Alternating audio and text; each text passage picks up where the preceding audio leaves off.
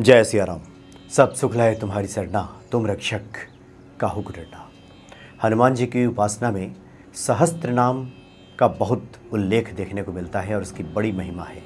वैसे किसी भी देवी देवता के 1000 नामों का जब हम उच्चारण करते हैं, जप करते हैं, तो उसका विशेष फल तो हमें प्राप्त हो ही जाता है। क्योंकि साकार रूप की जब आराधना होती है तो भगवान के रूप लीला गुण की बातें होती हैं। तो हनुमान जी का जो रूप लीला गुण जो है, जो प्रभु राम के कार्य उन्होंने संवारा है, वो सब इन 1000 नामों में देखने को मिलता है। और सबसे महत्वपूर्ण बात यह है कि हनुमान जी के जो ये 1000 नाम हैं, जो रामकृत हनुमत सहस्त्रनाम स्तोत्रम नाम से काफ़ी प्रसिद्ध है, यानी प्रभु राम ने स्वयं हनुमान जी के 1000 नामों की चर्चा की है। इसके बारे में तो कभी हम विस्तार से बात करेंगे, लेकिन 1000 नामों में प्रभु राम ने जो हनुमान जी को नाम दिया है, एक तो हनुमान नाम है ही हनुमान जी का, लेकिन प्रभु राम ने जिन 1000 नामों की चर्चा की है उसमें 2 प्रमुख नाम है हनुमान जी का। शिव, यानी हनुमान जी को भगवान राम शिव कहते हैं, और दूसरा धनदो। धनदो यानी कि आप देखेंगे कि भगवान शिव का जो स्वरूप है, उन सभी स्वरूपों को एक तरह से चर्चा प्रभु राम करते हैं हनुमान जी के 1000 नामों की जब बात आती है। तो इस सावन के महीने में जो स्वयं साक्षात हनुमान जी भगवान शिव ही हैं, उनकी आराधना का भी बहुत विशेष उल्लेख देखने को मिलता है। स्कंद पुराण में तो बहुत विस्तार से इसकी चर्चा हुई है कि मंगलवार को और शनिवार को जो लोग हनुमान जी की उपासना करते हैं उनको सांसारिक सुखों की प्राप्ति होती है, जो संकट है वो कट जाता है। स्पष्ट तौर पे लिखा हुआ है कि धन दो, यानी जो हनुमान जी हैं वो धन प्रदान करने वाले हैं। कुछ विशेष पूजा शनिवार को और मंगलवार को अगर हम सावन के महीने में करते हैं हनुमान जी का, तो इससे धन की प्राप्ति होती है। ये धन देने वाले हैं, धनद, ये धन देने वाले हैं वो हनुमान जी। अष्ट सिद्धि नवनिधि के दाता हैं।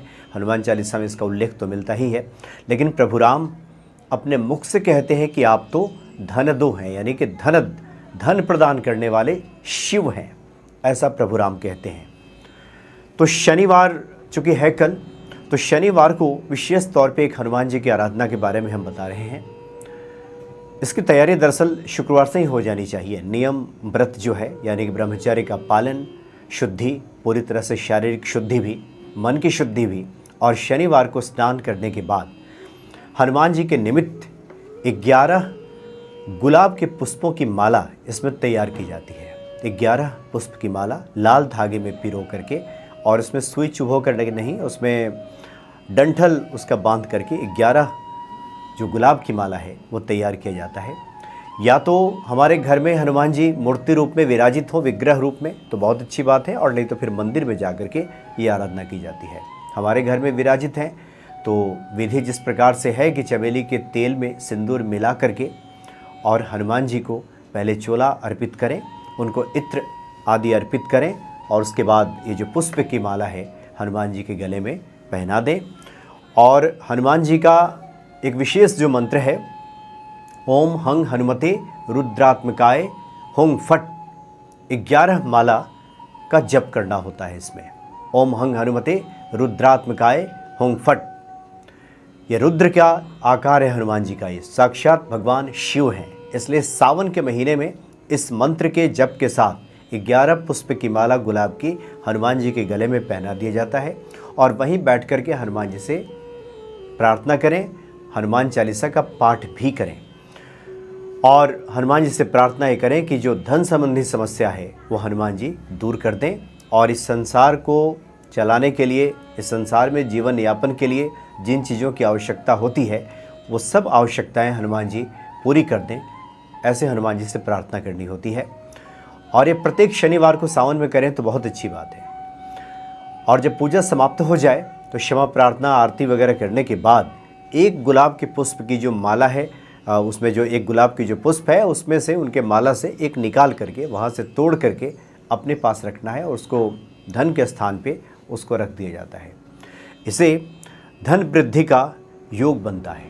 तो ये बड़ा अद्भुत उपाय है हनुमान जी का कि शनिवार को अगर ये किया जाए तो निश्चित तौर पे हनुमान जी की जो कृपा है वो प्राप्त होती है। धन दो निर्गुणों कायो वीरो निधि पति मुनि, ऐसा प्रभु राम कहते हैं कि धनद यानी जो है हनुमान जी आप धन देने वाले हैं, निर्गुण हैं यानी तीनों गुणों से रहित हैं, यानी जो भगवान शिव का स्वरूप है वही हनुमान जी हैं। अकाय यानी प्राकृत देह से परे हैं, प्रभु राम कहते हैं वीर हैं आप, युद्ध भूमि में शत्रुओं को हराने वाले हैं। निधिपति हैं मतलब 9 निधियों के स्वामी हैं, प्रभु राम भी कहते हैं अष्टसिद्धि 9 निधि के दाता, असवर दीन जानकी माता। जानकी माता तो ऐसा आशीर्वाद देती ही हैं। प्रभु राम भी कहते हैं कि आप निधिपति हैं, 9 निधियों के स्वामी हैं। मुनि हैं यानी वेद शास्त्रों के तत्व को जानने वाले हैं। पिंगलाक्ष हैं यानी पीली आँख वाले हैं। ये पूरे 1000 नाम में प्रभु राम ने हनुमान जी की प्रशंसा की है, उनके गुणों की चर्चा की है। तो बड़ा ही अद्भुत है सहस्त्रनाम हनुमान जी का, इसके बारे में हम आगे बात करेंगे। लेकिन शनिवार को ये उपाय निश्चित तौर पे करने से हनुमान जी की विशेष कृपा प्राप्त होती। हनुमान उपासना में बहुत से उपायों की चर्चा की गई है। सावन के महीने में हम किस प्रकार से हनुमान जी का पूजन करें, इसके बारे में हम बारी बारी से बात करेंगे। जय सिया राम।